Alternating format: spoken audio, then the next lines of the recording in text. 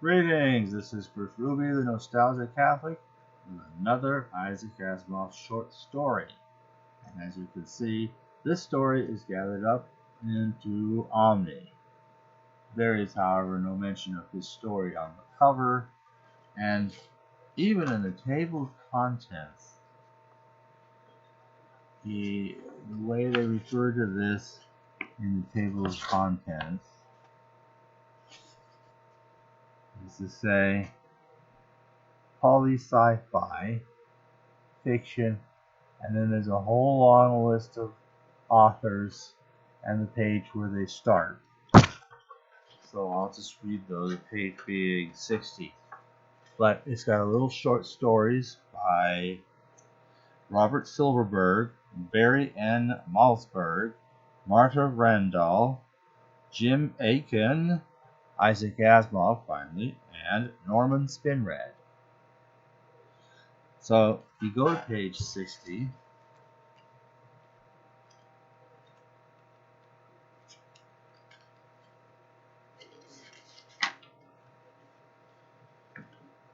and here we are.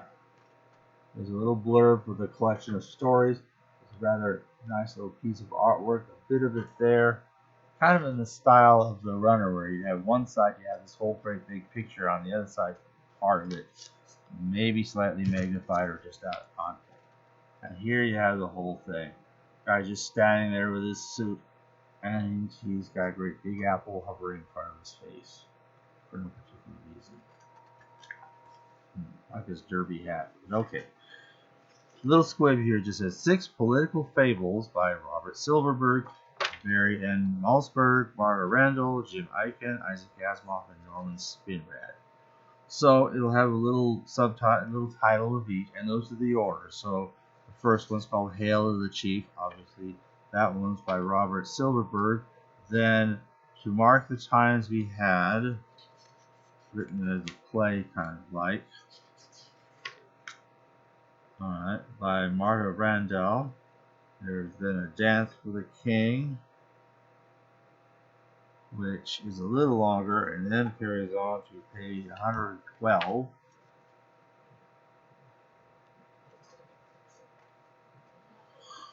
And then we have, which ends there, and then we have 2 more, the first being Isaac Asimov's story, and then finally The Man Who by Norman Spinrad. So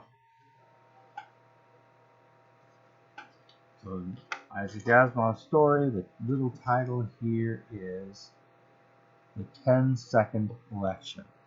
There's a little squib from this. Yeah, so Payne used his federal matching funds to throw parties. I think that's first Tuesday would have gotten drunk with every available voter. Well, this is another Asimov rarity, and I do mean rarity. This has never been collected anywhere. One of the things that means is that possibly the it's just a little bitty thing, rather incidentally. Probably it was probably the work of 10 minutes on his part. Threw it off, forgot all about it in all likelihood. And since it's not gathered in any volume, which is the usual mechanism for protecting all these individual little short stories from having their copyrights lapsed, that never happened. This is more than 29 years ago, so unless this individual little story had its copyright renewed specifically and individually, the copyright will have lapsed and it would in fact be in the public domain. I assume this. I have not consulted the Asimov estate. Nobody ever knows how to calculate them. They're not to contact them. So if they've got a problem, they'll have to contact me. I'm easy to find. And if that is a problem, I will gladly take this off and substitute another version of this video, which just gives a general description and review without containing the story. But as this is more than 29 years ago, it has not been collected anywhere, and has a tiny and rather insubstantial, especially in its time, bit of Asimovian fluff. It is entirely possible that this may be just as much of a concern of them is when I did the same for A Woman's Heart or Question. I think those are the only other two instances I've actually gone with the whole story. And then we can comment on it. All right. It's called the 10-second election. It took 10 seconds with all America, most of the world, in fact, watching the outlet screens. From every election district, the computers offered their results, which were gathered quickly at the county level and then the state level. The electoral votes were recorded as they came in, faster than the eye could follow, and when the long line was filled in, they were totaled. Hapgood had won narrowly. Tenor had lost. It had taken 10 seconds. Gene Whittaker, who was growing gray in the Polytechnical Service, watched it all from his director's office with detachment. Elections had been growing steadily more polytechnical each year, but with this was the first presidential election to be fully polytechnical, complete, down to the ward level. You have wards, do we? Anyway. You took 3 leisurely breaths, and it was over. When I think, said Whittaker, of what it used to take, candidates ran for 2 years and filled the air with double talk and verbal pollution, conned the public, raised false expectations, incurred both financial and political debts that forever compromised their integrity, and now all in 10 seconds.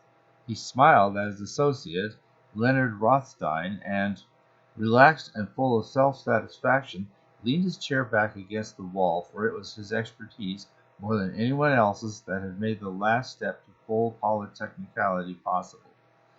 So much the better, Rothstein said somberly. The computers record public reaction in their district steadily over the years, record the public words and acts of the candidates. Wise explained to his boss how his own work works, but that's what we know.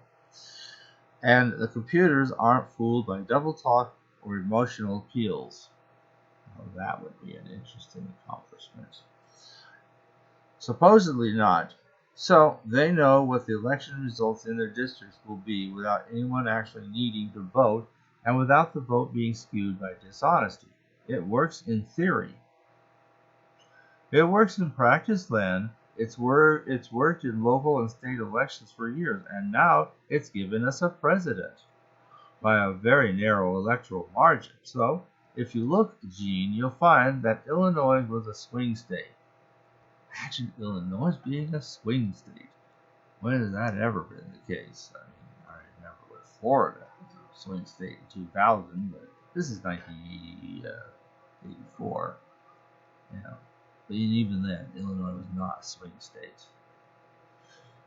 That's kind of funny. But okay, Illinois. All right.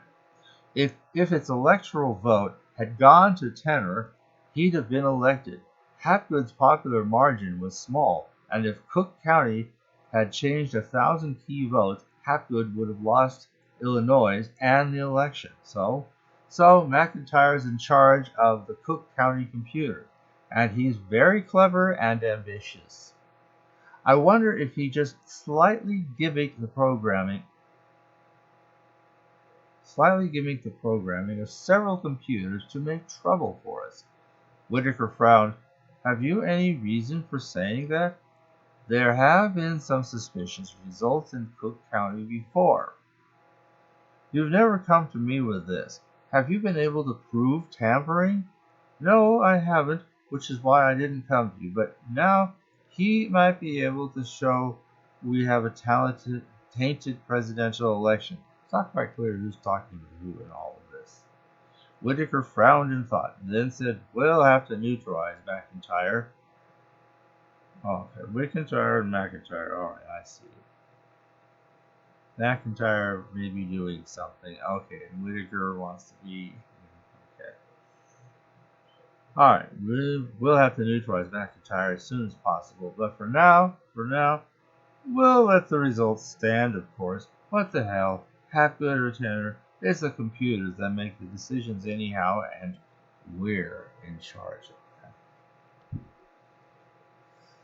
Wow. Never mind the obvious fact that if it really worked that way, what you have isn't even an election anymore.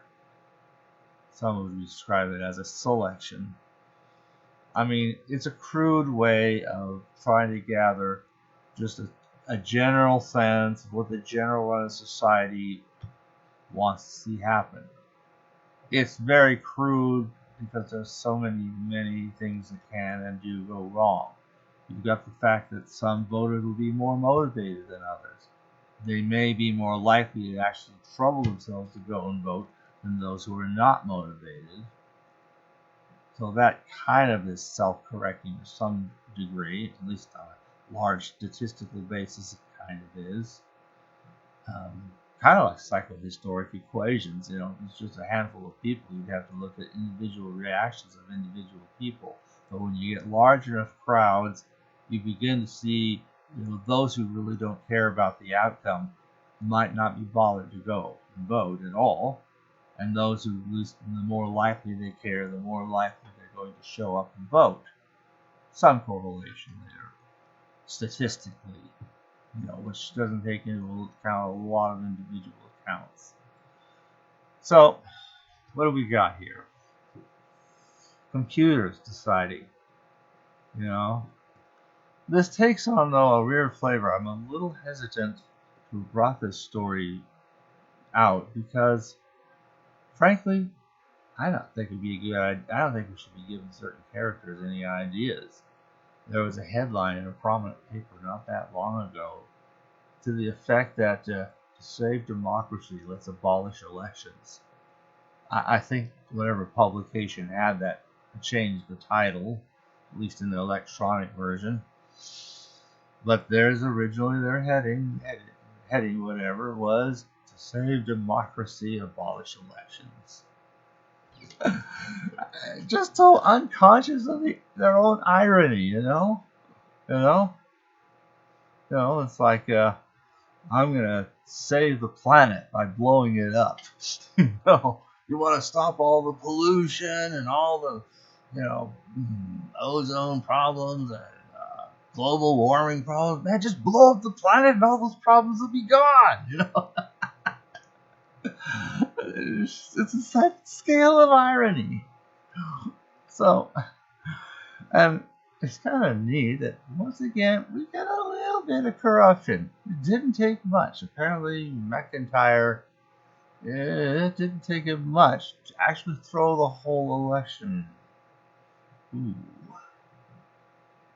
And then the worst part is, well, we're going to go back and fix this? Oh, no. We don't want to fix it. Just let it sit. And, well, 4 years later, maybe we'll take care of it. Yeah, maybe. And even if we took care of McIntyre, who's to say somebody else might do the same thing? Problem with computers is computers do what the humans operating them program them to do. That really is the fundamental problem why you'll never gain any real answers from artificial intelligence, is because it will conclude whatever the people programming the artificial intelligence want it to conclude. So there's no salvation there. There really isn't. So that's not the solution. Now, there's no denying, though, that in a lot of ways elections are kind of a crude way to try to gain a sense of what the public, at large, desires or whatever. And the idea is to try to respect the opinions of the public. It's the old Lincolnian doctrine: government by the people, for the people, and of the people, shall not perish from this earth. Well, good luck. Good luck. But they do what they can, I guess. At least in drawing up, the ways it's supposed to be done. We've done what we could do. But how reliable is anything? In a 10-second election, well, if McIntyre can throw off a 10-second election and substitute Hatgood for tenor,